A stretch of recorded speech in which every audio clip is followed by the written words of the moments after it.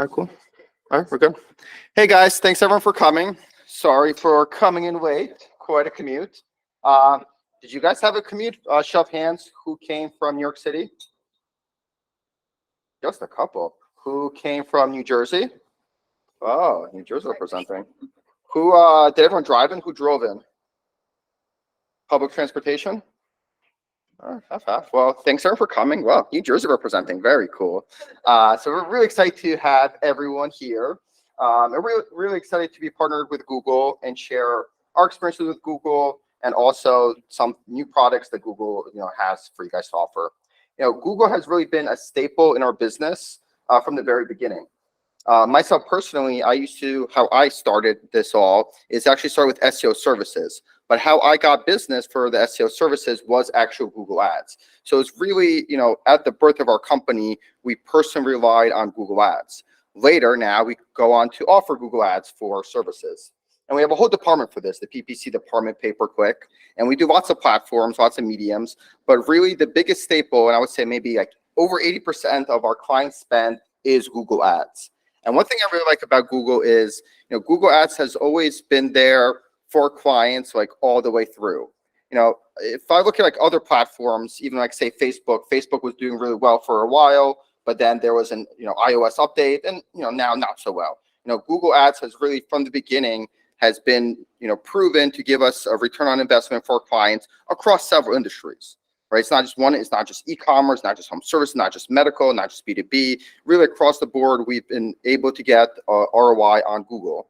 And also what's really cool about Google and some of the things you learn about today is they're always pioneers in the space, right? They're always looking for the next thing to do to deliver more for the people advertising. When I just started out, it was just all about keywords, and you put in the keywords and you pay per click based on the keywords. Now the bidding strategies have gotten really, really sophisticated.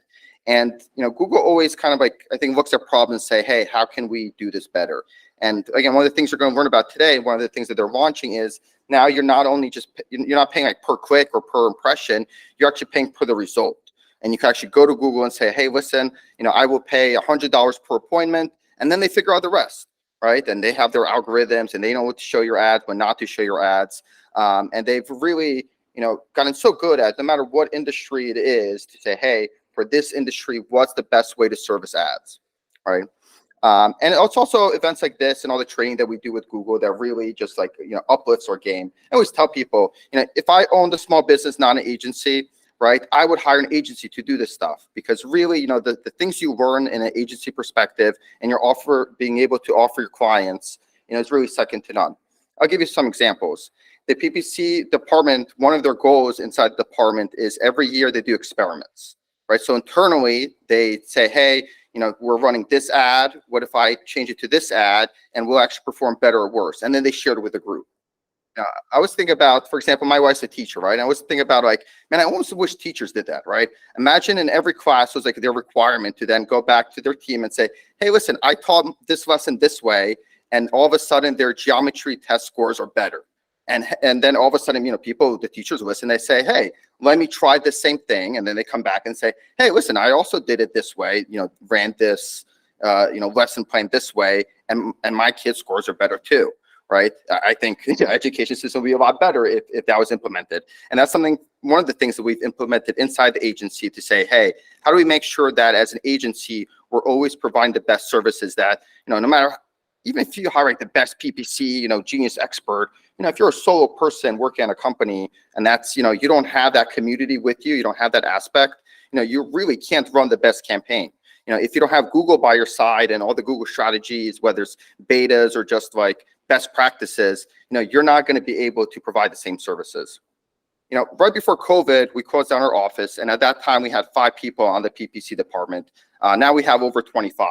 So we have been growing really, really big, I won't say exponentially, but, at a really, really good pace. And we always grow with our clients.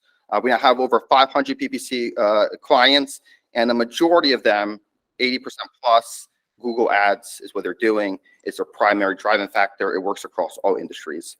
So I'm really excited to, be here in front of you guys. Really appreciative of you guys coming out. Matt's going to speak next, talk about some of the things, we've learned, some of the things coming up, and actually give you some case studies from our own clients and to show you what they've what they actually achieved. And Harika will come next and also showcase some, hey, the year's ending, how do we make sure that we succeed in next year and beyond?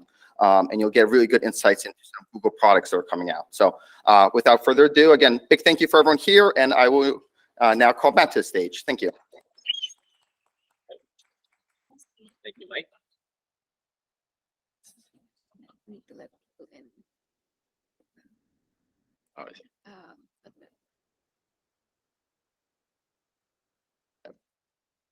Cool. Thank you, Mike, and thank you, Farka, for organizing this event, and thanks for coming. Yeah, it was definitely a brutal slog here. So for those of you who came from New Jersey and beyond, we had some from Michigan come.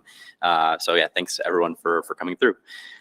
Yeah, Mike, if you're interested in his story, he's here and is happy to tell you more about SmartSites and how he's helped kind of grow this business. So when I spoke to Harka about different ideas, one of the first things we were thinking about is, of course, the future. But when you look at the future, you also kind of look back and think about different moments in the current year. So when that topic came about, I thought about maybe pop culture in 2023. But I'm in my mid-30s. Nobody wants to hear me talking about pop culture. So that kind of went out the went out the window. I thought about maybe Billy Joel, Arcade Fire, going. Yeah, we didn't start the fire type of format, but yeah, nobody wants to hear that either. And I think the only really true iconic moment in 2023 was shifting over to GA4, and Harka is already talking about that. So, I'll just talk about some things that I thought were important in 2024. First, we'll start with challenges, and they're not new to 2023 because I think a lot of things that marketers experience are always the same, but just, different stakes.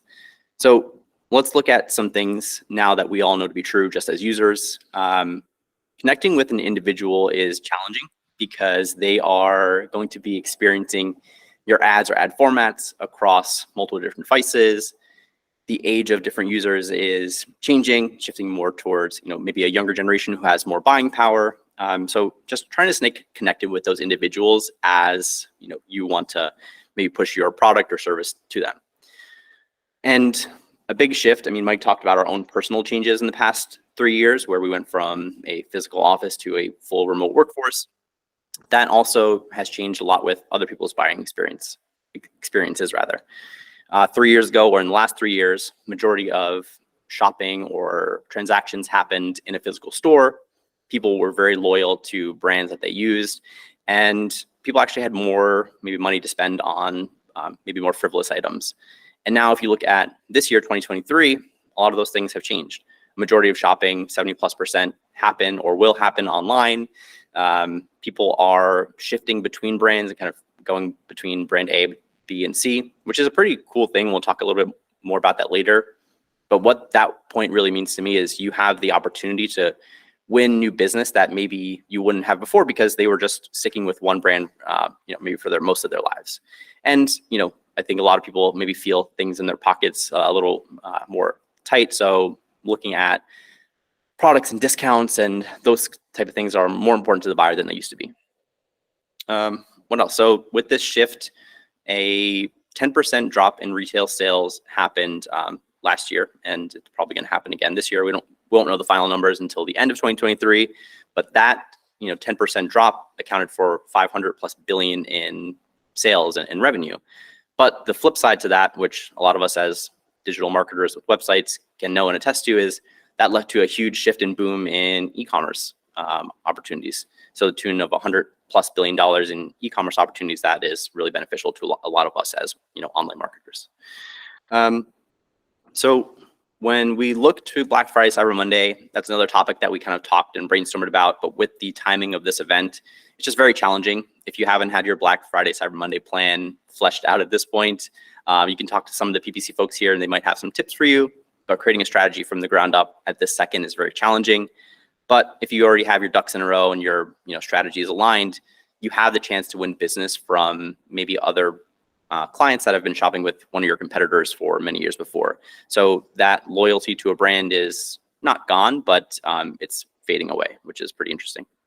So, with all these challenges, we'll talk about how we can maybe get in front of them, how the customers shop, and maybe what moments we can capture them at. So this can be a bulk majority of what I'll be talking about is the different moments in which we capture these opportunities, and we'll jump right into it with a short little video. Wonderful.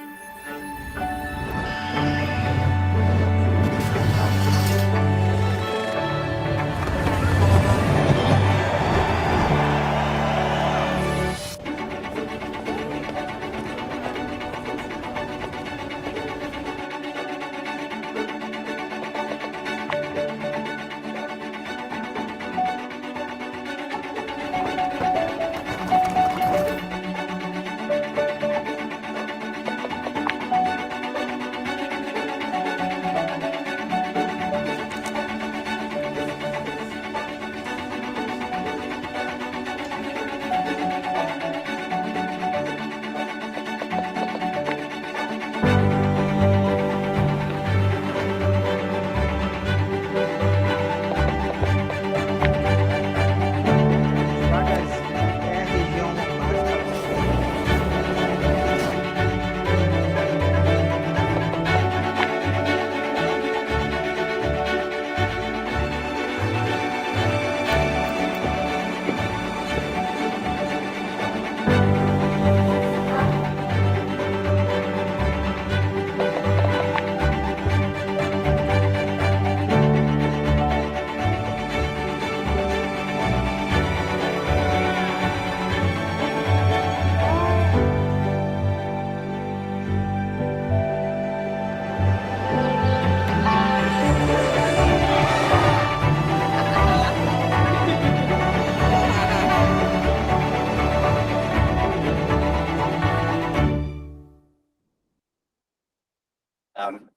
I don't think the person who made this video is in this room, but if they're in this building, thank you.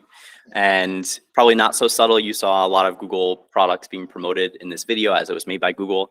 And what the general consensus of this, event and what I want to talk about is how to capture these individuals at all these different stages of these moments that they might have experienced. And I'll share some of the searches that I've been doing lately as a first-time father, and kind of how I experience the internet. But some just cool stats to share from this event is people are more reliant on search than they ever been before. Mike even talked about how SmartSites itself, being an SEO agency to start, was relying on digital advertising like Google. And that's the same thing I think we'd all say about pretty much any experience that we have. Most people are on their phone, maybe right now, right this second, looking up whatever it might be, whether it's for their business or personal usage. Looking at you, Kimber. No, I'm just kidding. And we all have our reasons why we're doing searches, whether it be on mobile, desktop, or our tablet. So just trying to figure out how we can capture those individuals at those various stages. And what can we do to capture those moments? The three things that we'll be breaking down is being there, being useful, being quick, and connecting the dots. And Hark is really going to talk about how we can connect those dots in way more detail than me when she goes over analytics and tracking and all that piece. But I'll briefly touch upon it. So, how can we be there? I'll mention this for the last time today. Most consumers are not brand committed, meaning if you sell gold and silver bullion and you're trying to compete with other brands who are spending tens of millions of dollars per year building, sub brands and sub sites and getting on all these places, but you have great product, great presence, great marketing, great price, you could win over that business from someone who's been shopping from your competitor for 10 years before. So you do have a chance at winning these new opportunities. You don't just have to focus on net new business, people who have never maybe purchased a product in this space before. And that can be done through bottom of the funnel type of advertising or awareness through things like maybe YouTube ads to get them at these various stages of their buying journeys. So for me, majority of my searches nowadays are centered between two things. One is maybe recipes for my daughter. How can I cook well for this 2-year-old? How do I get stains out of her clothes? But more recently, started thinking about maybe moving to a new town to have better schools. So these are some things that happened to me last weekend. And at every stage of these searches, intermixed with some ads for bleach and stain removers to get clothes out of my get stains out of my daughter's clothes, or ads for Zillow and Realtor and Trulia and all these MLSs. because of these various searches, along with some local service ads from lawyers who could help me with closing costs at the end of the process. I'm nowhere near closer to buying a house, but these things I'm sure going to be following me around for the next 30, 60, or 90 days because I've started these kind of intent signals to Google. And you as a marketer, I think if you're trying to understand your customers and what they're doing at their stage of their journey is, just search for things that you think might be important to them and see who comes up and where. Look at, of course, the paid, look at the organic as well, because there might be some opportunities there, but just see if you show up in the terms that are important to you. If you don't, figure out why and how you can get there. In the same token, try and understand your current marketing strategies. Are you using or utilizing more top of the funnel type of awareness strategies? Are you using more bottom of the funnel type of lead gen strategies? And how does that connect with where your buyers are at in their journey? Are you hitting them at both ends or just one end? Can you expand your marketing strategy to hit them at both? And yeah, are you trying new things? Are you stuck in the old ways that you maybe set up a few years ago that might not be as useful or powerful as they are today? Or are you trying new things, being agile, experimenting? So these are things to either ask yourself if you're the marketer, or if you're the business owner. These are things to ask your marketing team. And we'll come up with a few other questions along the way. So being useful, the ads that we create have to serve a purpose, because if you're trying to show it to someone, there's a good chance, one, they might click on your ad even if it's irrelevant, which, kind of bad, shame on you for appearing when maybe it's not relevant, but landing them somewhere which is going to be helpful or informative for them is a key part of that success. Because if they get to your site and they don't understand what they're looking at, or if they don't have a clear way to reach out to you, there's a good chance that you might lose that opportunity, even if they were a perfect fit. That same experience also needs to transcend or appear on mobile. So that same search you did, that same experience you had, try it on mobile. And a bit later, we can do a little thought experiment where everyone can pull out their phones and see how long it takes for their site to load on mobile. We'll save that for a little later. So with these same things we just talked about, how do we translate that to awareness and brand lift? One thing that I've struggled with as a marketer is how to utilize things like video ads with a B2B type service. But we do see a higher lift in brand searches when we run YouTube ads, for example. So if it's something that you haven't tried before, Hark will talk to you about maybe some cool ways to incorporate video into your ad strategy. But again, it kind of goes back to the idea of being there at these various stages, trying, experimenting with new things, not just sticking to the one lane that's been successful for you, but maybe opening up some other channels that you hadn't before. And I think we can try this now. If anyone wants to take out their phone, pull up their own website, we'll do a quick 10-15 second timer and just see how long it takes. But hopefully SmartSites is relatively quick, but yeah, feel free to take out your phone. We'll start the countdown in 5 seconds, and we'll see how long it takes everyone's site to load. All right, go. Mark, I think your computer is.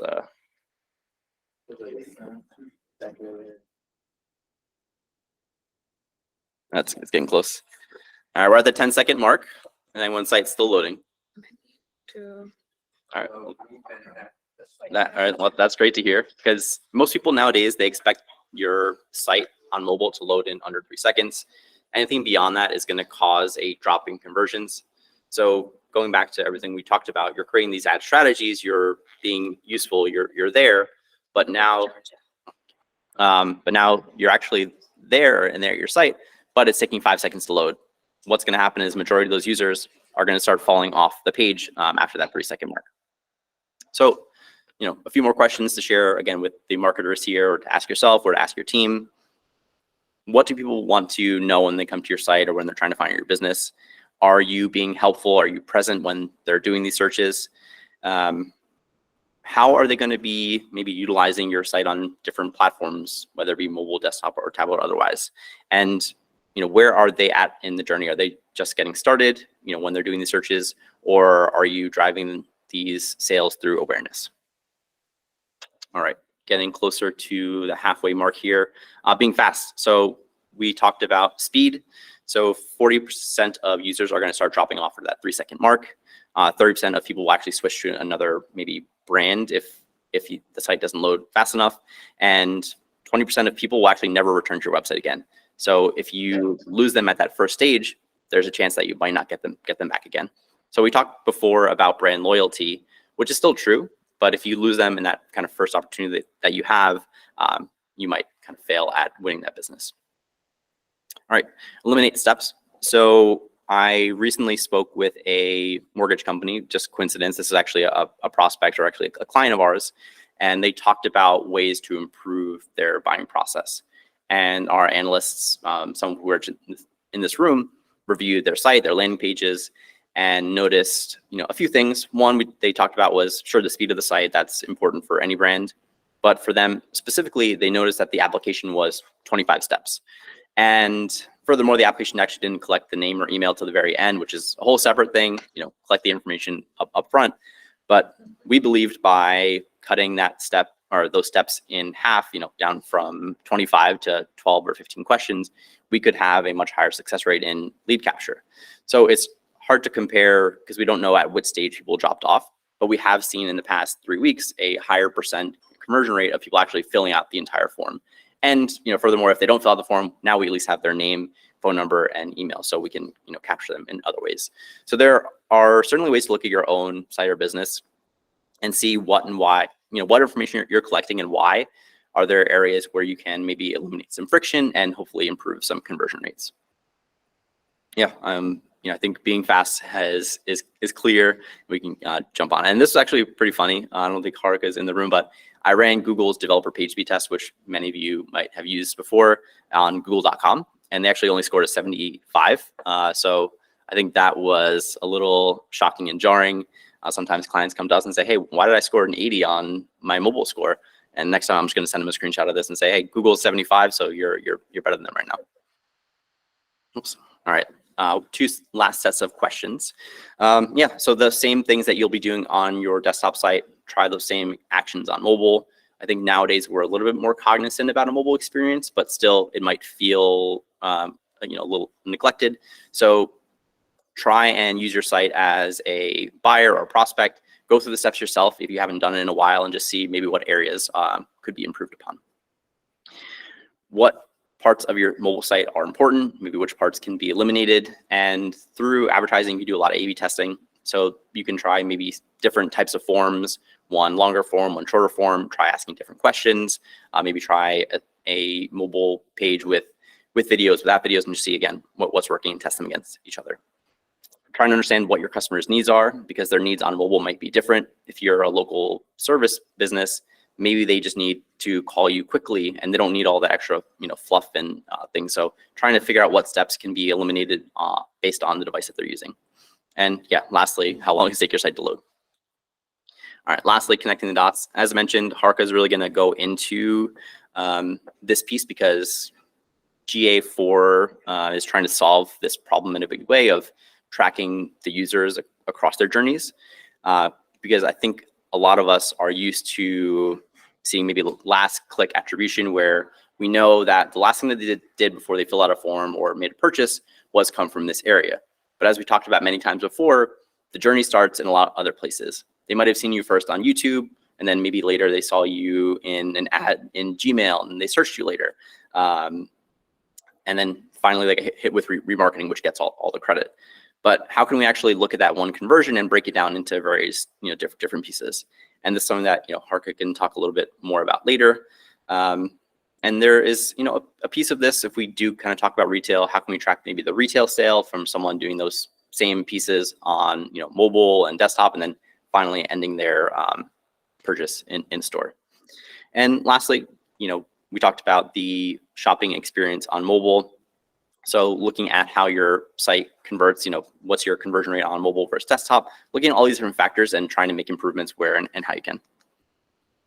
So the measurement across segments, again, is very important because we want to know not just where the final transaction happened, but every other step that they might have clicked on our site or our ad, and maybe not discount them as ad channels, because we might look at return on ad spend just based on that final click attribution. But if we ignore, how YouTube might have helped the brand lift and how they might have seen our commercial 3 times and said, hey, we actually haven't seen a direct return from these YouTube clicks, but we noticed that those same users actually, clicked on the ads before they ended up filling out a form on the site from some other ad type. It can help us make more intelligent decisions about where we're spending our marketing dollars. Measurement across channels. So GA4, again, that was the pop culture moment of 2023. I'm sure, at least for us as an agency, moving 500 plus, websites from Universal Analytics to GA4 was, a big challenge, but certainly worthwhile. It's still a relatively new platform, so we're learning all the ins and outs and tips and tricks. But yeah, it has a lot of things that people wanted, especially going into privacy specific issues and concerns. And now it's just a tool that you have at your disposal, which a lot of maybe companies charge a premium for to do a lot of the same things. So again, Hark can go into more details about GA4, but measurement is important to figuring out where all these people were. And this just the last piece is not bucketing the return on ad spend based on that kind of final touch point, as mentioned before, which a lot of people might take credit for. Hey, the sale came from me and my marketing from this channel, but in reality, it happens across a lot of other places. So, final set of questions from me, then I'll pass it over to Harka to go over her section. Is measurement. Look at your own marketing reports and see how your conversions are being broken down. Are you just looking at the final sale or transaction based on the final marketing channel, or are you actually measuring them across the entire journey? And if not, let's talk about that. Are you accounting for the transactions on different devices? So where they started maybe on mobile, came to you on desktop, and finished on tablet or what have you? Are you tracking them across all those pieces of the journeys? And how can you maybe get away from that thought of the final click attribution or the final touch attribution and talk about maybe more advanced analytics and tracking? All right. And this, we'll send this over later if you want. Here's a quick checklist of things that you can do. But I think the questions are good things just as a thought experiment to spend some time, maybe an hour sitting down with yourself or your team and just asking yourselves those questions and seeing what comes about. So I'll be back in a little bit to talk about LSAs, just a quick kind of touch on that because I know it's important to a lot of users and share some pretty cool studies. But I'll pass over to Harka to go over AI, which is everything you all know about, and measurement. Thank you. Hi, everyone. Does anybody need a break? Quick one. Nobody? Wow, y'all are really legit. Cool. Who here? Who came here just to learn about AI? Ryan's the only excited one. Well, my name is Harika. I've been at Google for about 11 years now, and I've spent literally all of my time at Google the last 11 years trying to bring a lot of small and medium businesses online and help them be successful digitally. So I'm really happy to see a lot of you here. In the next 30, 40 minutes or so, I'm going to talk about 2 extreme buzzwords that we're hearing, right? AI, that's the biggest buzzword. And the second one is privacy-centric measurement. I know that Matt talked about, we'll go a little bit more into the technical details, but I want to take a pause before I go into that and ask y'all, what are your general sentiments about AI? What are we feeling? Excited, threatened? What are the general sentiments? Excited, okay. I'm a crowd worker. So I definitely want to hear more about what you all feel. And if anybody on GVC, you want to come off mute and want to say your feelings, that's cool as well. I would say overwhelmed. Yeah, that's a good one. Yeah, there's so much. How do you keep a track, right? Yeah, that's really good. Anybody else? Sometimes I feel a little pressure because I think it's something that everyone is asking about and wanting. So trying to keep up with that and making sure we're still relevant and there.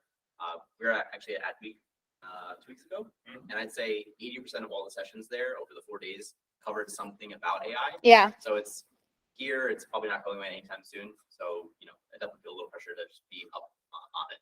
Okay, that's fair. That's a very, very valid sentiment. Anybody else? I'm curious. Okay. I'm curious to see how Google handles wanting to promote AI-driven content versus human content, if we can tell the difference, if the algorithms can detect the algorithms. I'm curious to see how things develop. Yeah. Have any of you found it useful? Sure. Yeah. Okay. I'm gonna ask you, how do you find it useful? Just the things like caption writing and rewording certain quick email template. Yeah, Uh, that's cool. Anybody else? There were a lot of hands up. Yeah. How do you find it useful? Useful to me is I have a machine learning for my solution. It's useful on that basis. Enforced it. Class, okay. Yes. I'm on a class delay. Yeah. You didn't all the hype about generative AI. Radio argument, I know it's using things Yes. which I have to sort of work towards.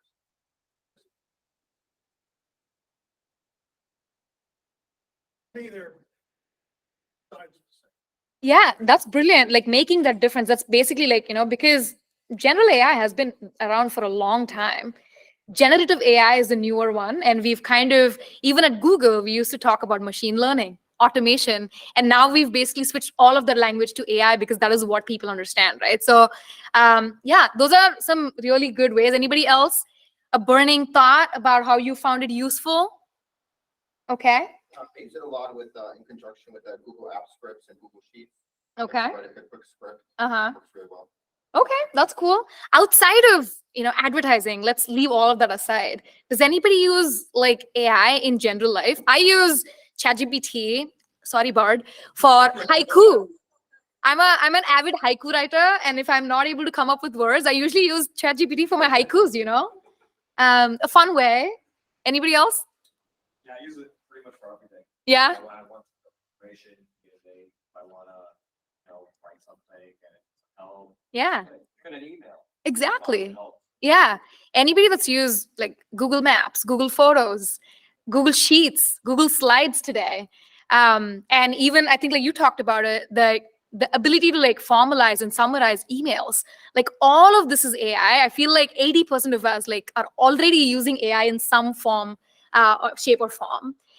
So AI is one of the most profound technologies. This is kind of like, if you think about it, in terms of innovative revolutions, I would say like internet was the first one, and then like mobile came, and then now like AI is the biggest one, right? So I think, of course we're here at Google, so we're going to talk about, how Google is specifically helping, but it's been ready for all of those shifts, right? So when internet brought the world online, we were there to connect people with brands and businesses and specifically information. And when mobile happened, I think like, Matt talked about it a little bit, the right place at the right time, stuff like that. Like right now, anybody that like, I look, my most searched Google search is vegetarian food near me. It's really like there to help you in the moment and like on mobile. And with AI, what we'll do is we're really like applying it radically to like all of our products to make it more helpful. And we're using generative AI to take it to the next step. So what I want to do is like spend a little time also like doing some recap, right? So we want to make AI helpful for everyone. But then if you really think about it, we like, you mentioned it a little earlier, is like there's also classic AI. This is not new, right? Generative AI is a newer version. But AI by itself is not necessarily that new. We've been using it for a while since, like 2015. We've used ad campaigns. That's where it primarily started. So for about like 8 to 10 years, we've already been using AI for a long time.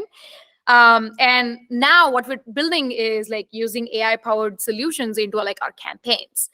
And if you don't already know this, let's take a poll.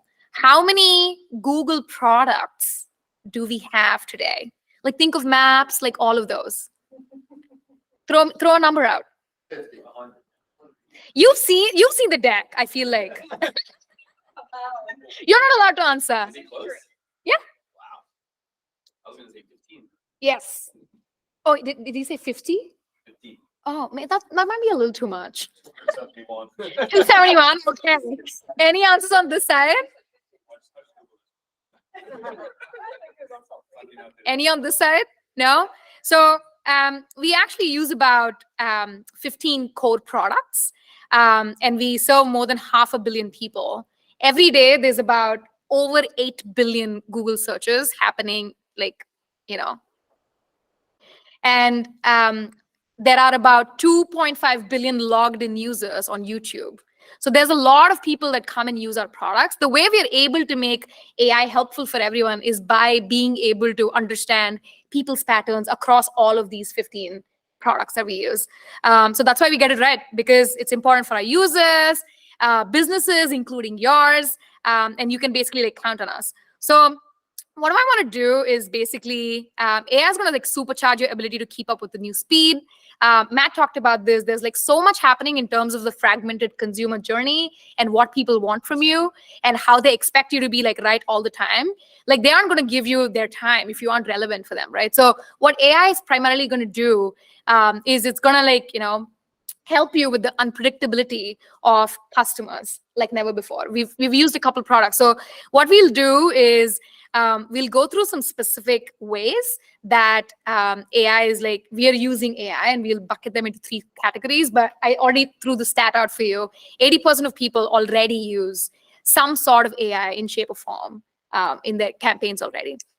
Cool. So to kind of like make it easier in terms of like themes, what we want to do is we want to take you through 3 different categories where, you know, this is an inflection point where we can combine AI tools with generative AI for predictability and profitability. So let's see how we're able to do this through customer connections, creative, and confidence. Before I get into this, has anybody watched the Google Marketing Live this year? You did. It was actually in May, earlier this year. Yesterday was Think Legion. We're putting together many events. We're doing good. Okay, this is good because then it'll be a slightly repetitive content. But Google Marketing Live is our annual event to bring about all the new marketing things we're like putting forward. So a lot of people heard things at GML, got excited. They were like, "Oh, I want beta access," but actually, like, you won't get it. Now is the time. So now I'm excited to share all of this with you because all of this is available in your hands like today. So what we'll do is we'll first go through each of these buckets and look at what specific innovations have been made. So the first one is customer connections. And here we've already talked about this a little bit. People are extremely unpredictable today. They're basically now moving targets, purchase decisions. We're seeing 2 different extremes. One of the extremes is consumers are turning into product detectives. How many of you do that? Like people, 61% of consumers use 5 or more online resources before they buy. For example, they look at search, they look at maps, they look at like video. If I want to buy a shoe, I'm looking at comparative videos online. I'm definitely reading some blogs on like, maybe I'm looking for some discounts. Maybe I'll leave it in the cart and then wait for them to beg me and like, to go back and purchase. So like people are using at least 5 touch points before they go and make a purchase. So like people are really on that one side of the thing where like they really want as much content as possible before they're able to make a decision. Less than 50% of people are brand loyal.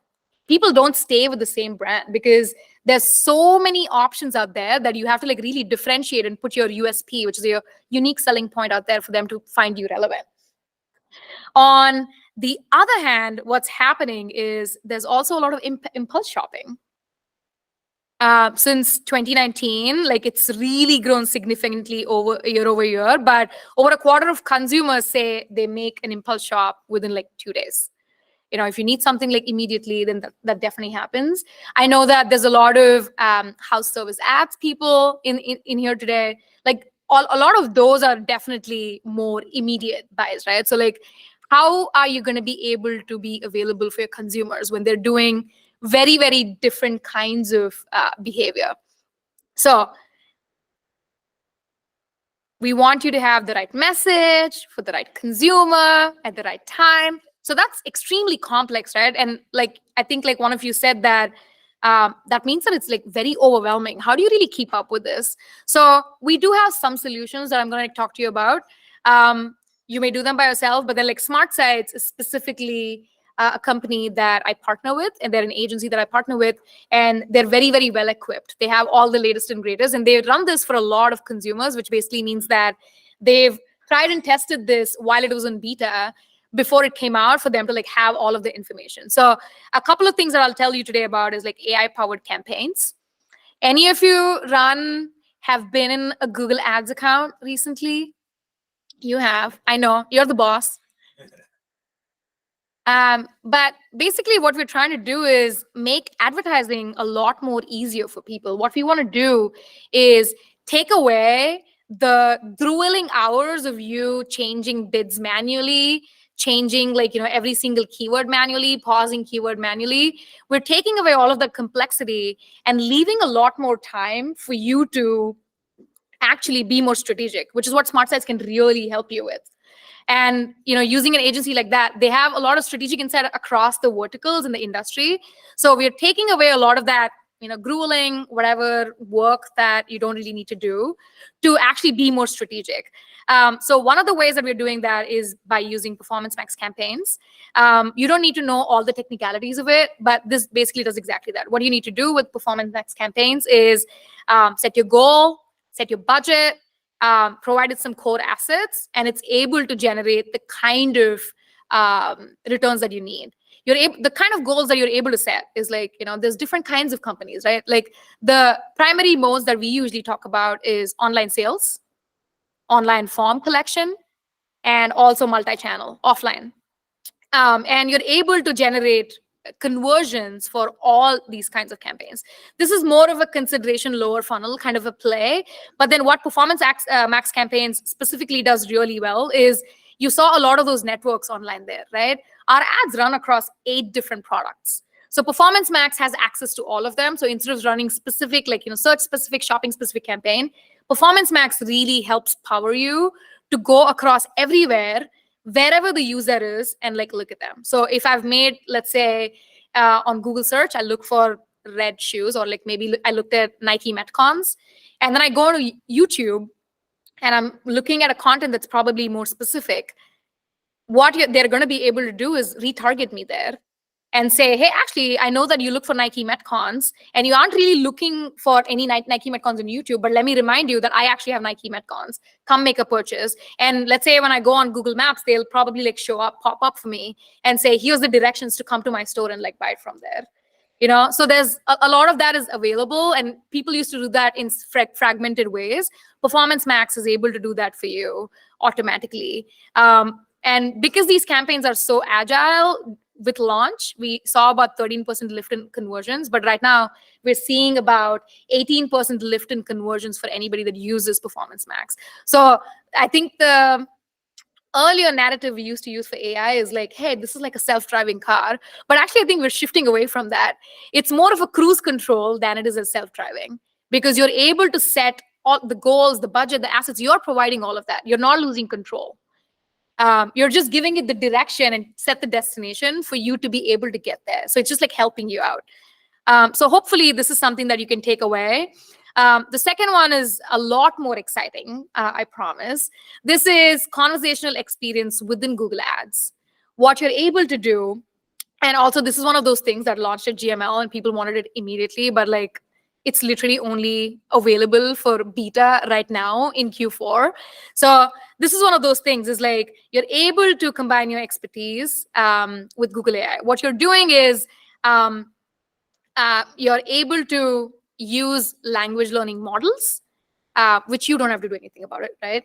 What you can do is like Google is going to automatically crawl your landing pages, crawl your existing ads. And what you're going to be able to do is like talk to Google. It's going to auto create those ads, but then you're going to be able to give it specific directions. That's why SmartSites can really help you with like the specific strategy of, okay, I know the industry knowledge. Here's what people are really looking for. And here is what you can really apply to make your ad stand out.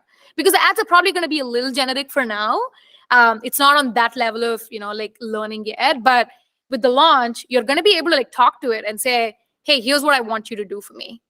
And it's going to be able to like recreate that for you. So I think that's very interesting. And the second one is like also automatically created assets. This is kind of like a a little bit of a power up for anybody that's used dynamic search ads before.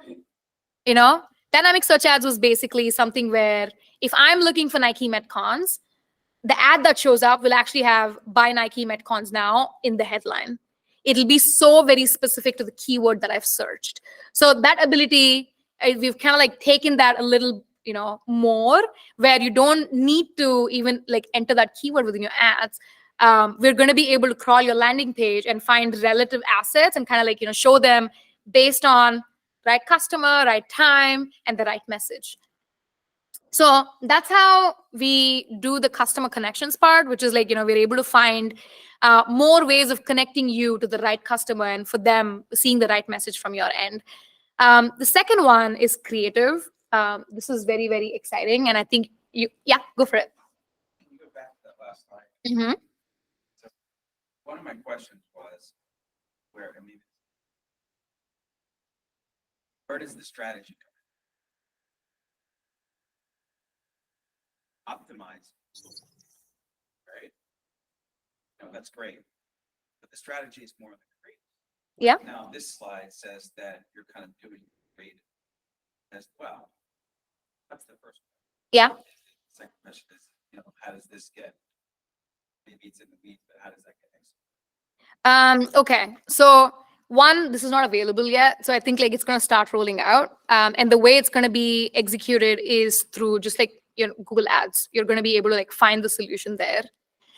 In terms of how strategy, maybe I can let one of you answer. I think there's a lot more that goes into it than just the creative that's created. I think being able to identify what kind of messages people are resonating with, that's a huge part. And the second part is really like, we'll go into it a little bit more in depth later, but like the only way you're going to be able to stand out is if you have really, really good measurement end to end. And if you have audience capability of like first party data where you're able to analyze them. Not a lot of companies by themselves do that. They rely on agencies to be able to power that. So did any of you want to answer that, or did I? Yeah, Mike? I'll take that. I think generally AI is a tool. It's just like, I don't know, before if you needed to research something, you go to a library and then all of a sudden it's like, okay, I don't need to read a book about coding. Now I have Google search to help me with this coding project, right? So did Google search, replace developers? No, but all developers started using Google search to help them develop. Same thing with these AI tools. AI tools are not going to replace anyone. It's not going to replace the marketer, but it will replace the marketer who doesn't use AI. So it's still a tool that you'll have to use. In addition to making sure you do all the tracking, conversion setup. That's a big piece of our work too, especially when we come into situations kind of like, listen, all this relies on data, and if you don't have the right tracking set up, then it's all useless. What are you optimizing for? So, but once you get all the tracking set up, again, all the AI tools, they still have to be used. Is that helpful? Yeah, I think like if you see this in isolation, it doesn't feel like a lot of actual strategy because like, hey, it's writing my ads for me. What are you really doing? But I think really looking at it in the holistic picture of, okay, measurement, audience insights, and then looking at creative, that is where you're going to be able to like find a lot of benefit from them. Cool. Anybody else before we get into creatives? I think you'll also like the next section. It's about creatives. It's about video. Okay. So that's not the only challenge you're up against, right? Like connecting with the right customers at the right time. You also need to have the right message and the right creative. And what happens is the complexity increases when you add more ad formats. Can anybody tell me what kind of formats you've seen in the recent past, that have like emerged? Short form video. Okay, you're not allowed to answer. You've seen this deck. You can't answer this. That's another one of my questions. Because I've seen a lot of long form video, Yes. right? Probably in the last year or so. Yeah. So everybody's, shorter is better. Not necessarily. Yeah. We can go through this, but then I can answer your specific question about maybe like a bit more of YouTube. How do you really like consider it? But short form video, long form video, search, shopping, display, all of those are different ones. But the newer one that I was talking about is short form. And there's like infinite opportunities for you to like connect and convert customers and like, all the opportunities that you have. With specifically, what we're seeing is exactly that. Is like short form and long form have a very seemingly contradictory kind of like way of being. On one hand, like shorts really blew up. Like everybody has a production studio in the palm of their hand, and they're able to like create video on the go. Short form videos like really exploded. Shorts now has average of 50 billion daily views, and that's typically user generated, created without any fancy equipment, and also like small screen dominant. That's where a lot of people are engaging. But on the other hand, and I don't have the slide up there, but there's also like creator produced content and music live streams, shows, sports, all of that. Like people also really love being on TV and like doing the connected TV kind of like engagement with ads. And of course, like content also. So these are two contradictory behaviors.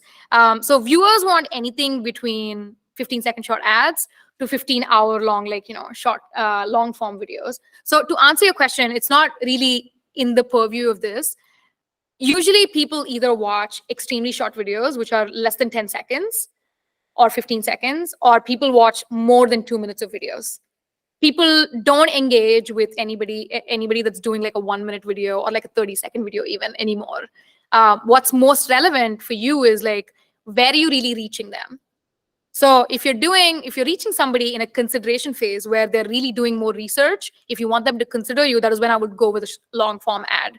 For a quick, snappy introduction, I would probably do a short form ad.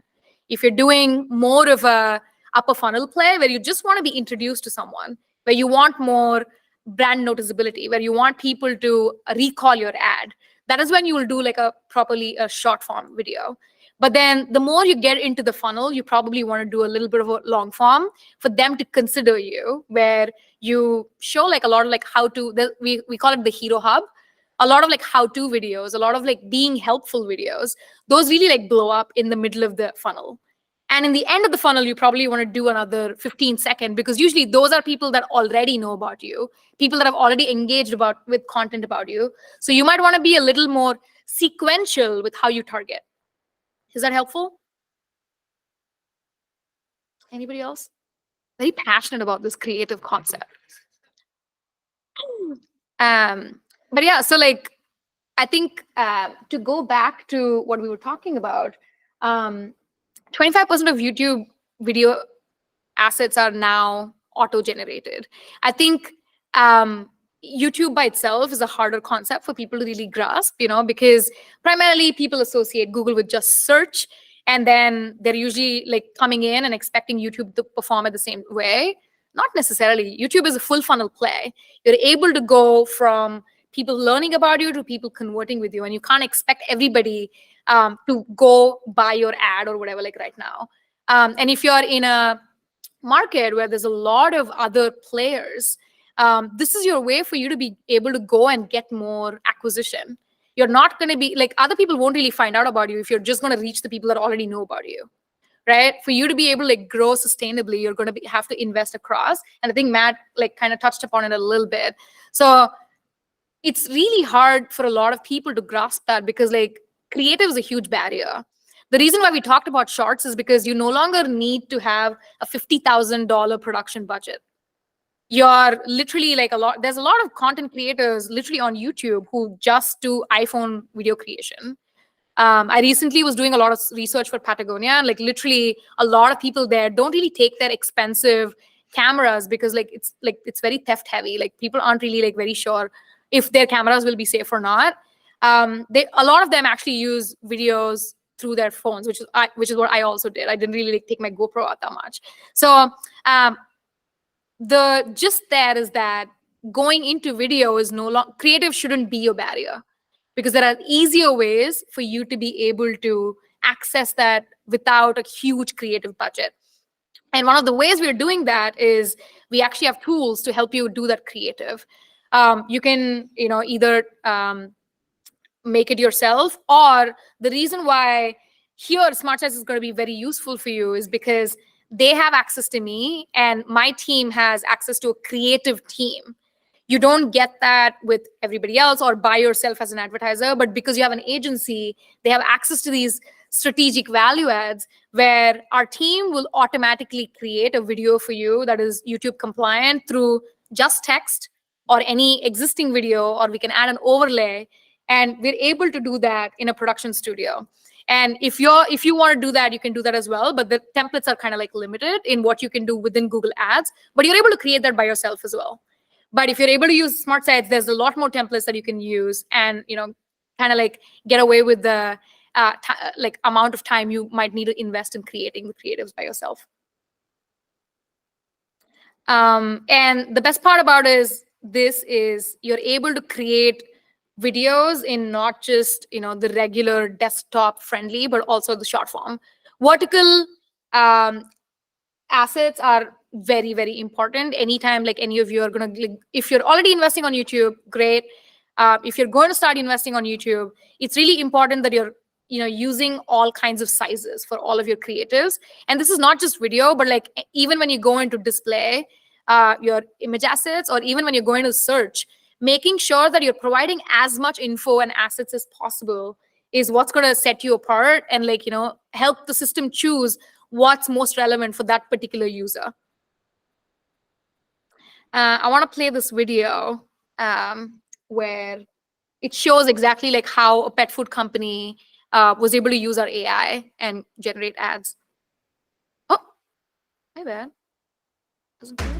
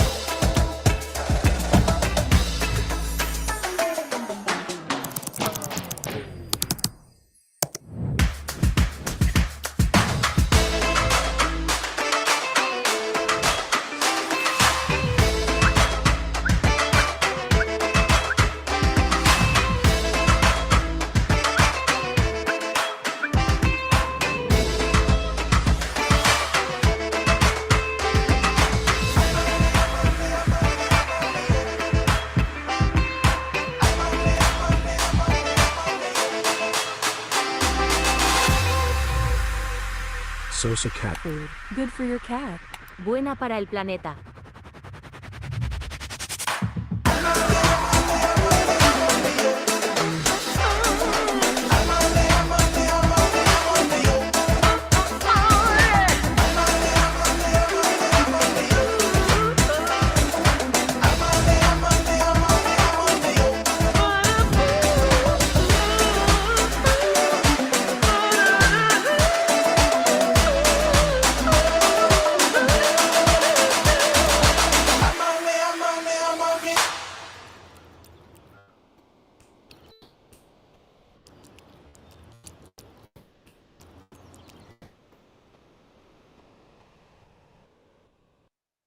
So hopefully that gives you a little more confidence of like how creatives shouldn't hopefully be barrier for you to like be a full funnel player.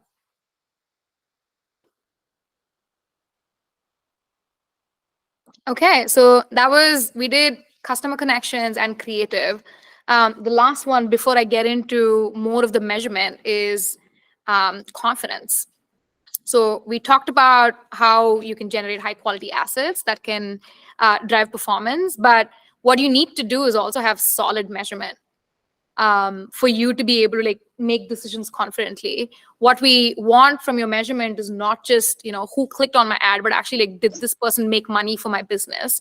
And that end-to-end measurement, not a lot of people do right now, especially if you're a lead gen marketer. I think with e-com it's much easier because everything exists online and you're able to pass that data back.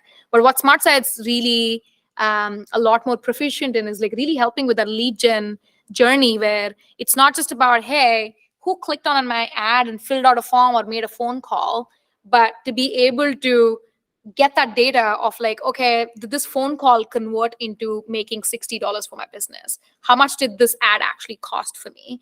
And tying that back, and they'll need your help with that.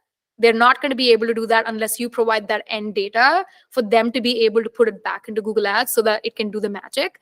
But the agency can like help you with that end-to-end kind of like connection.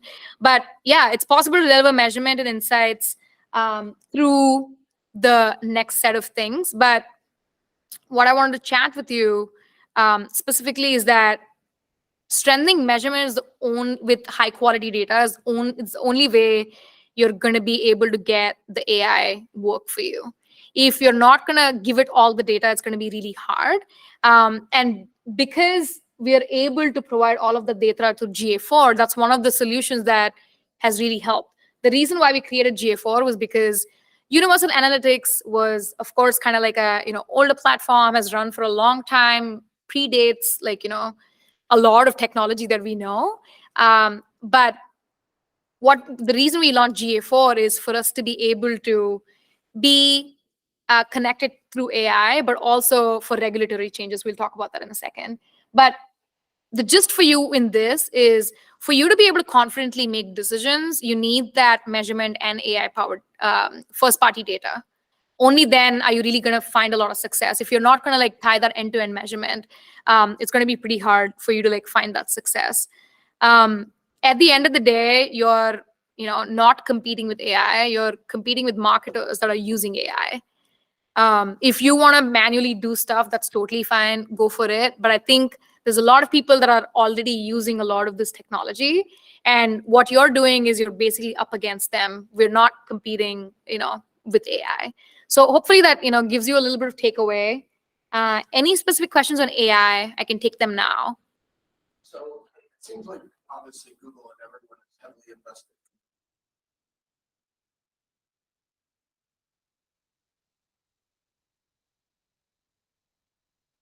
Yeah. It's content output, any. Yeah. Our biggest fear is Google's going to take the stance. All this content's AI generated, analyzed before. So it's kind of like, we're always scared that you guys can use it, but then like us as the end user, it might just get blacklisted eventually.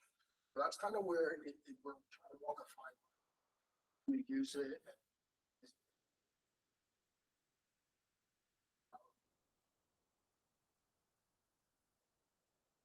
Okay. That's a very valid concern. I think here's what I would say based on what I know now. I don't think I'm going to be able to comment on what's coming later because I don't even know what's coming later. But in terms of right now, our policies still stand in place. Even if it's AI generated, like we have a lot of sensitive vertical policies, right? Healthcare, pharma, and anything related to, like healthcare, pharma is like one of the biggest one, like maybe adult industry.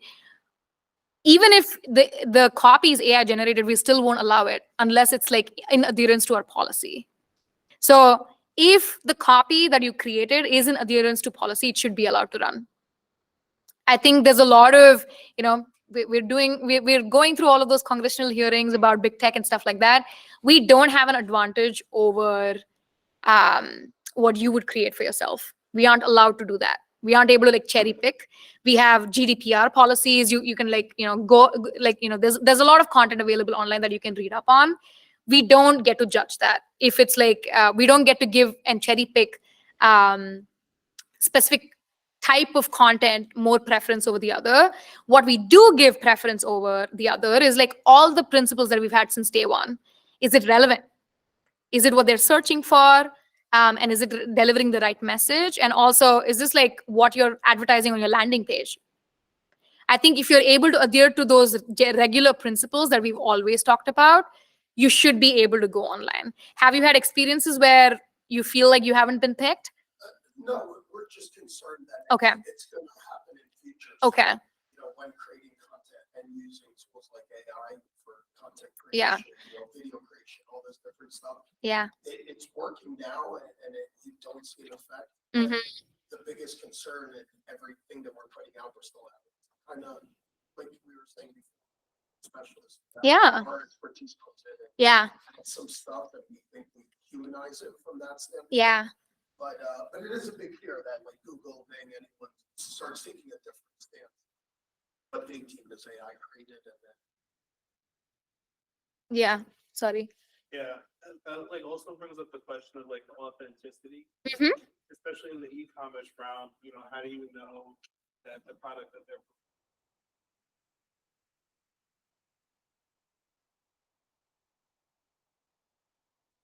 That's helpful. That's very interesting. That's a good, like, feedback. I think I would say, like, with that's a trickier subject that, there's probably going to be like more of those. The thing with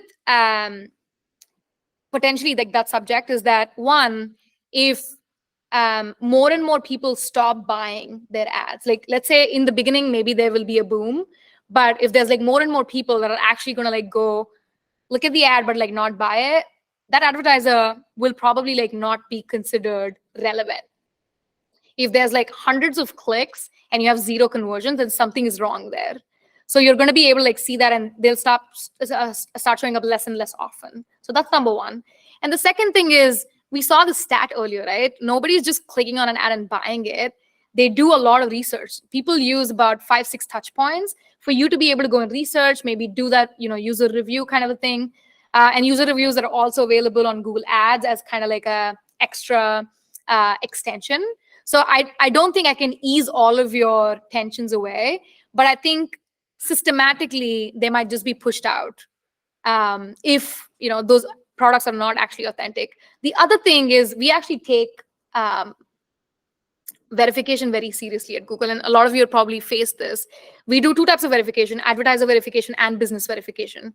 If you're not a legit business, your Google ads will be shut down. You will not be able to run an ad on Google unless you have a registered advertiser and business certificate uploaded onto your Google Ads account. So hopefully those are some ways where we're going to be able to mitigate that. But coming back to you, I don't know. I think we've invested a lot of money into these tools. We ourselves, the way that my team, like, when I joined Google 11 years ago, I was the person who was helping people add extensions and add keywords and talk to them about enhanced campaigns, stuff like that. And we, of course, like shifted a lot, but then our core policies stand, and there is going to be a lot more innovation that's going to happen.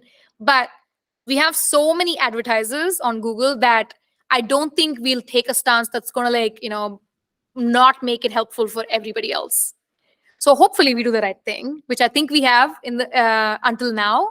But I wouldn't be too worried about what stance they're going to take in the future. I think like right now, it's all about adapting to what's happening and making it work for you for now. So that's how I would think about it. And just a follow-up question on that. As Google kind of moves over to more of this kind of AI generated advertising, let's assume similar businesses now are all using agencies, same AI tools with Google. Would essentially be, I mean, AI versus AI going after it, it would essentially also just come down to spend pay per click budget, like what you're willing to pay for that click. Yeah. Gonna have AI versus AI going at it. I understand that. I think the way that I would ease your tension there is that two different companies might not have the, like, just like what I was talking to him about earlier. Like, it's not like you weren't already doing that earlier also, right? Anybody who like to business A and business B, if business B was willing to pay more, they would like still show up. But then that's when ad rank comes in. Ad, like, your quality score, are you like relevant? All of those things are still in place. Regardless of how much you pay, you're still not going to show up. If like 100 people looked at your ad and nobody clicked on it, your CTR is going to be really down. If a lot of people clicked on your ad but nobody converted, your conversion rate is going to be really down. And you're going to have to optimize for you to be able to show up on Google more often. If people are not finding you relevant, because like your account performance really dictates how much of your ad really shows up.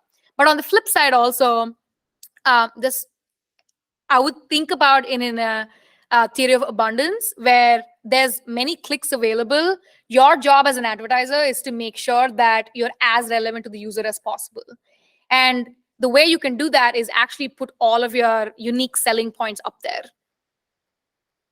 You have to vocally, kind of like vocalize exactly like, how you're relevant to them, which is why like full funnel marketing comes in. It's not just important for them to like know your brand, but like, okay, what differentiates your brand A and brand B?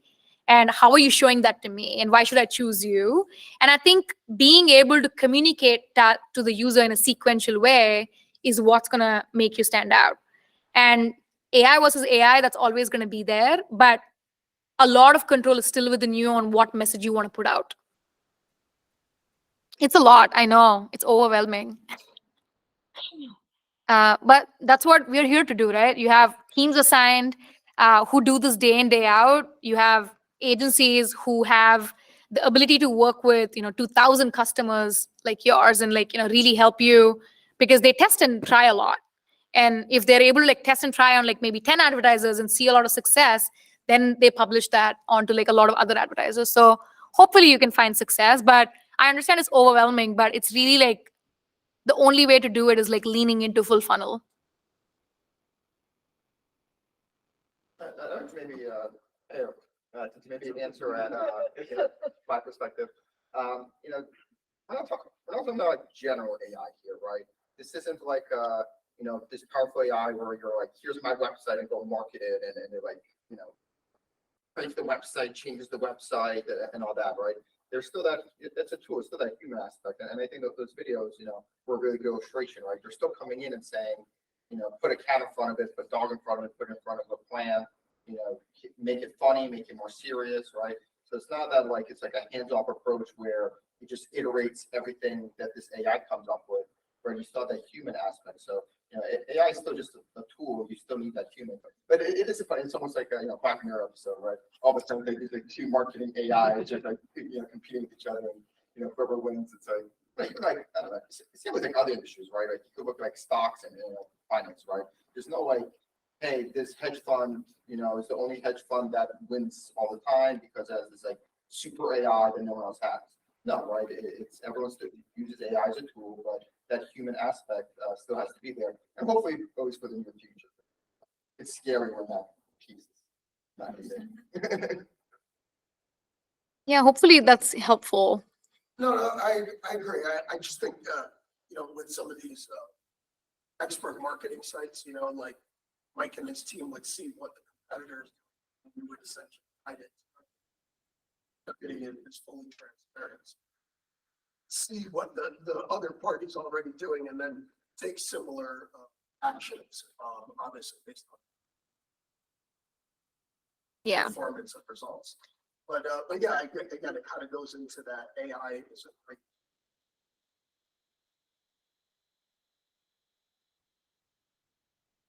Yeah. Kind of fight. Yeah. I mean, it's also like, is your product relevant or not? I think that's where the entire business decision and like strategy really lies, is like, is your product a fit for the market? And do you need to reinvent? Because, a lot of it is about like, are they finding your product relevant or not? So yeah, hopefully we can help you more. And like, this is not something we can solve in like one-on-one. But if you want, you can like set up that time with the agency and also probably your Google account team, and a Googler can come in and like provide you more specific strategy for your business. Cool. Yeah. The horizontal to vertical Mm-hmm. tool, is that available? That What is that called? if you go into your Google Ads, you're going to be able to create that automatically. When you give it the input and say like whatever layout, it automatically creates it in both formats. Specifically for ads or creations? No, Shorts is more user generated. You're going to have to create that by yourself on your like phone, but that is on specifically for ads. But the thing is, you can download those videos and you're able to use them anywhere you want. So you can take them to social, you can put them on your other Shorts, whatever you'd like to do. That's just called the production studio. Yeah.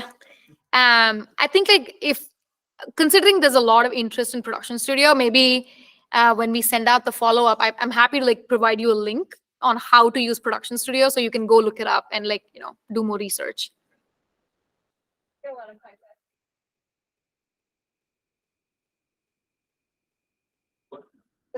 I never know what to answer. Happy about it or really mad about it? Or sure way.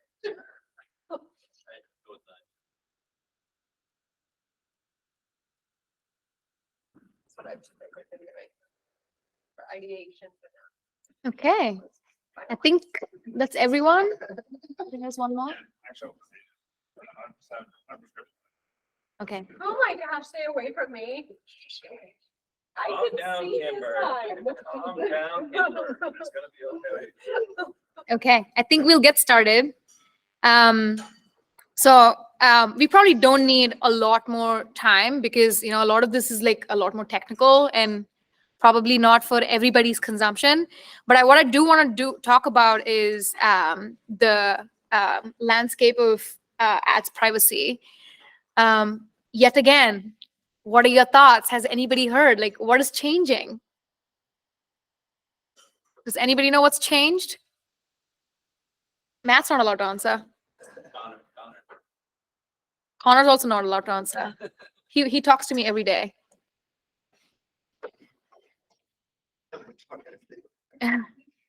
Well, I guess then that's good because now we can learn about it and know what to do with it. And Mike talked about it a little bit in the beginning. People today are increasingly concerned about how their online information gets collected and used, right? They want to feel safe online and have the ability to control their information. They also expect their brands to reach them and like help them have helpful experiences online. There's a study done by BCG and Google where 74% of people say that they only want to see ads that are relevant and useful to them. On one side, they don't want you to track them or have that information, but they also want you to be very, very helpful and useful. So how do you really bridge this dichotomy, right? Does anybody know how? Have any thoughts on what kind of challenges this presents? Wow, it's really dead after the Boolean team left, huh? Like about half the people left and now nobody wants to hear this. But primarily what this changes is like two things. One is increased regulatory scrutiny around the world on how businesses capture and use data. So that's where your first party data solution comes in. And the second one is browsers and mobile operating systems are shifting away from mechanisms like cookies, third-party cookies, to be able to track information, but they're using more user-specific information to be able to deliver personalized ads to them. So there are two major changes, which is like regulatory changes that's coming down, like you've heard about CCPA, GDPR, all of those, and then there's technology changes where you've heard about iOS, app tracking, and kind of like even Google, like Chrome, eliminating the cookie. So different kinds of challenges are coming up because users want more privacy and we want to respect it. I mean, as a user, I really appreciate and when somebody puts out that user consent form, which is like, hey, do you accept that I can track your cookies or not? That's called consent mode. So that's one of the things that we'll also talk about. But like, how do you really understand what kind of challenges are we facing and how do we solve for them? Primarily, there's like three challenges. One is user privacy, the browser changes, but also regulations. So how do we solve for each one of them? I won't go very in-depth because it might be a little too technical, but maybe this can be more of a Q&A rather than me just throwing slides at you.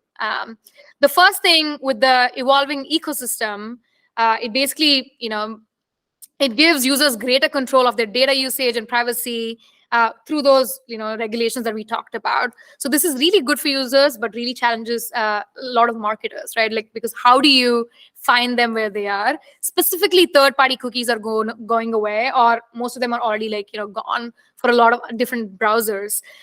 So this will affect attribution's ability to follow the user journey and give credit as accurately for each of the network. I think like Mike and Matt both talked about this, is like the user journey is very, very fragmented. If I go Google search and then like go to an app and go to YouTube and then go to display and like maybe come back and search for your brand online, you may or may not really know that all of those networks actually played a part in me coming and buying your product. So how do we really make sure that this kind of like challenge gets eliminated? So that's number one. The second one is there's actually like no silver bullet, right? Like you aren't able to solve for everything, and no network has specifically figured out everything. I think everybody's like trying to like make as many changes as they can. And the way that we are trying to solve for it is like to mitigate the effects of these changes.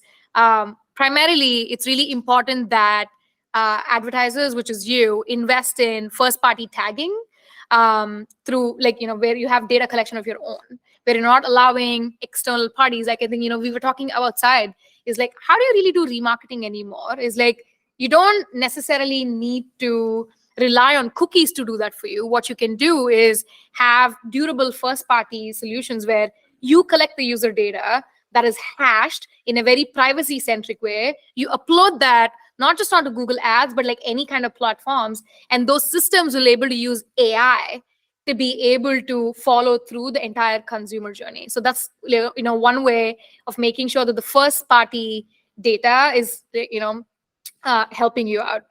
And also like durable tagging. I think because cookies are going to go away, what we do is we use user identifiers, like maybe an email ID, if a signed in user is okay to be tracked. So that's one way where we're going to be able to track them. If a signed in user is also able to give us consent to basically go ahead and like, tag their, let's say Harika kr@google.com. I'm signed in on like, Google search.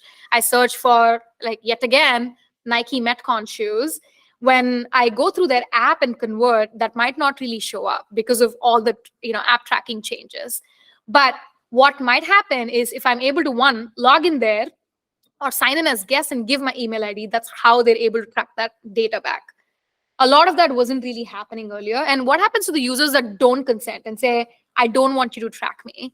There comes a solution called modeled conversions. So that is our ability to be able to understand which user might have converted and how much might they have purchased a product for in absence of data. And a lot of this has a 95% plus statistical significance, which basically means that unless we really know and can vouch for that conversion actually happening, we wouldn't be able to report on it.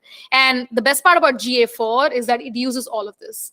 GA4 is able to, and something SmartSites is really like, familiar with, they use GA4 as the first, it's like your primary conversion source, right? So what they're able to do is they're able to like use all of the information that you upload onto GA4 to be able to deliver those solutions for you, which is like first party data, upload everything on there, making sure you're like tagging your website correctly for end-to-end solutions. That's also something that SmartSites can help you with, is they have developers who are able to help you with the tagging and also set up your GA4 for you. And all of this sets the stage for like, the need for multiple measurement solutions as well. We talked about some of it earlier. It's not just important for you to collect those lead forms online, but also for you to follow through and figure out which of those lead forms or those phone calls actually made money for your business. So all of that is also first party data, right? It's not just about who's coming to your website and filling out the form, but actually who's come to your website, made that purchase, how much did they make that purchase for? And for you to be able to collect all of that data and to pass it back on to your either Google Ads account or whatever other kind of platforms that you're using, that's the only way you're going to be able to do like specific attribution in the future. So I'll stop there. That was a lot, but primarily like two buckets that I'll think about is just making sure that there's end-to-end tagging and you have a lot of good attribution set up. And the other part of it is like collecting first-party data and making that work for you. So those are two primary bullet points that I'll give to you. Everything else is very, very technical in terms of setup. Any questions there? A lot of my question askers have left.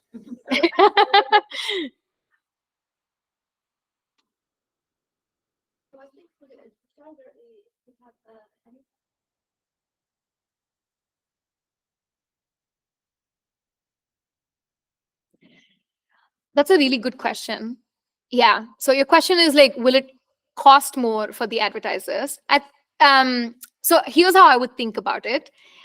So if you have durable tagging, then no. What you're going to be able to do is you're going to be able to tell the system that, hey, this is the kind of click that actually makes the conversion. If you don't pass that data back, what we won't know is like, we'll just know that there were 10 forms filled out. We won't know if 5 of these 10 forms actually went and made that business for you. So you'd actually end up paying more if you are only stopping at the forms. Instead, if you go to the system and upload that data back, and the system is able to identify that actually these 3 people that filled out the form actually made $300 for you, that is the kind of people that the system will target in future.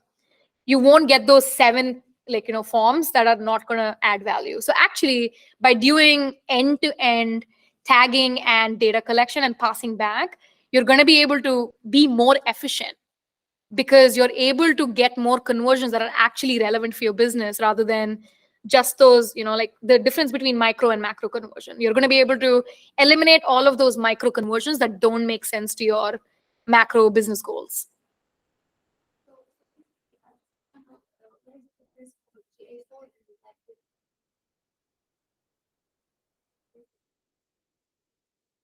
What's the other tool? Contextual ads. So think of it this way. Contextual ads is like a mechanism used within Google Ads to deliver the right kind of message. GA4 is a tool that has all the information about the user and patterns and what kind of users actually convert on your website. So they're slightly different. I mean, what we do on Google Ads is actually use the Google Analytics goals, and we use all of that to be able to show ads. So they kind of work in conjunction. They're not different. GA4 is just the way that you're able to measure and collect data. So that's a tool that you use to measure and collect data.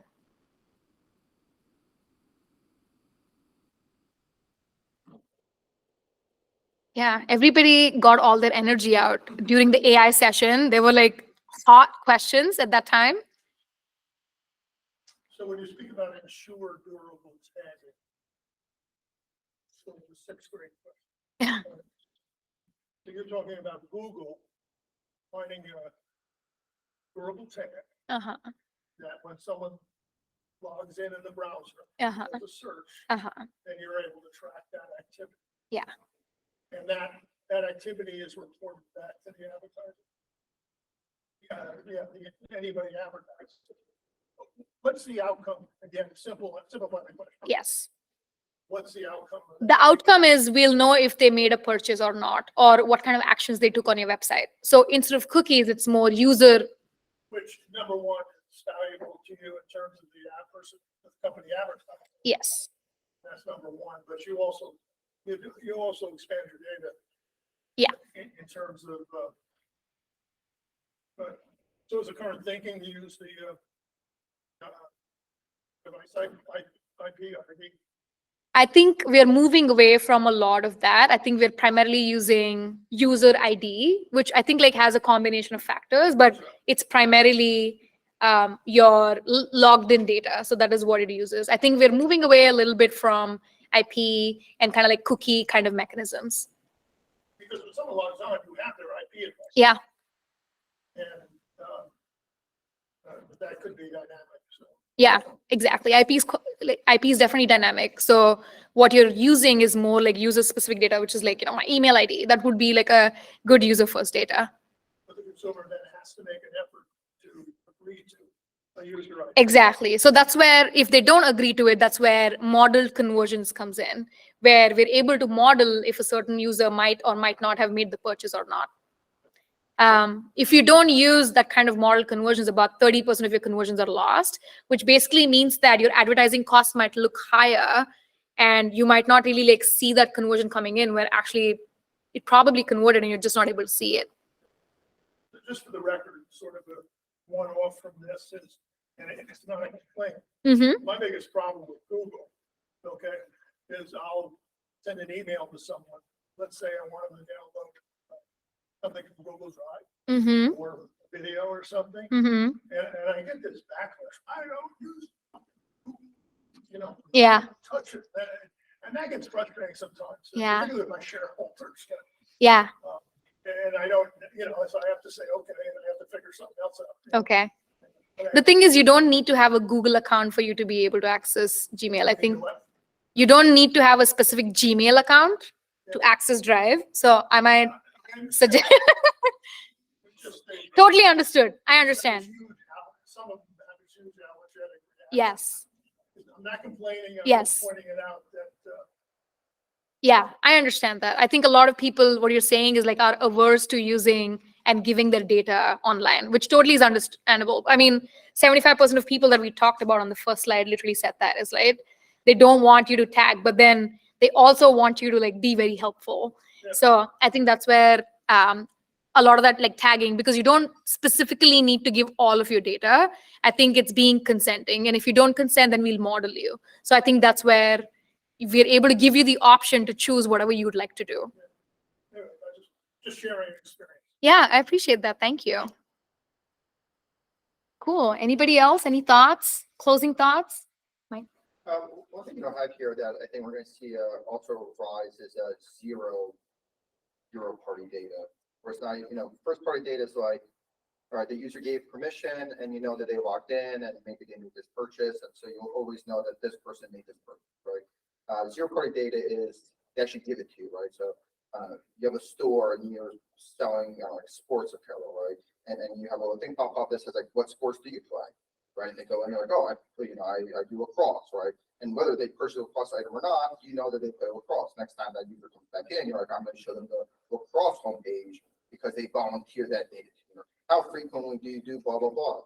And I think so more and more you're going to see websites start to implement that because, as privacy becomes a bigger thing and you can't just like get all this data the way you used to be able to. Now all of a sudden, you need to ask the person to provide it. And that'll have to feed back into your marketing channel. That sounds good. I thought that would also be first party, but I guess zero party. I have to learn that one.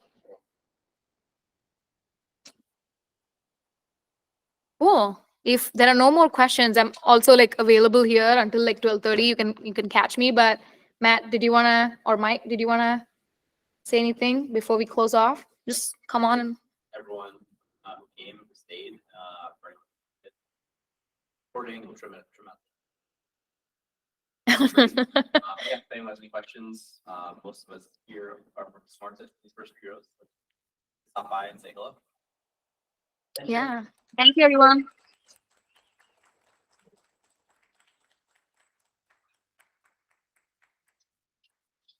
There we go.